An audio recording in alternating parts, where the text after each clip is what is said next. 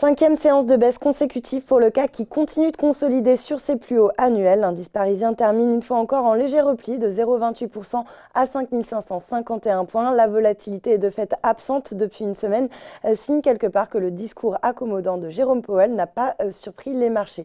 À Wall Street, les indices, eux, manquent également de catalyseurs après avoir dépassé des niveaux historiques, à l'image du S&P 500 qui reflue sous le seuil des 3000 points après les avoir franchis pour la première fois de son histoire la veille. Seul le Dow Jones reste bien orienté et teste actuellement de nouveaux records absolus autour des 27 040 points. Sur le front économique, l'inflation sous-jacente aux États-Unis est ressortie en hausse de 0,3% en juin, un chiffre légèrement au-dessus des attentes du consensus. Du côté des valeurs, le secteur automobile, lui, est mal orienté, plombé par un nouveau repli du marché automobile chinois qui a enregistré donc une nouvelle baisse de 9,6% en juin après avoir déjà chuté de 16% en mai dernier. L'organisme public chinois qui édite ces statistiques table désormais sur une baisse du premier marché mondial sur l'année.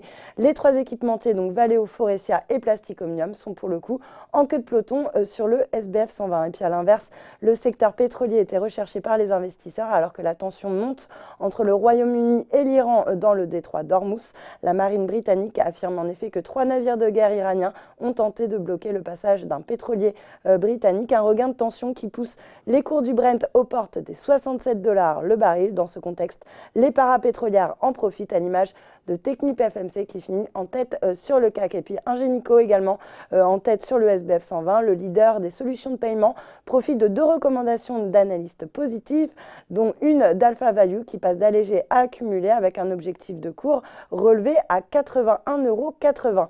À noter pour finir que l'once d'or profite du contexte de tensions géopolitiques et grappille donc 0,29% pour se négocier autour des 1414 $ l'once.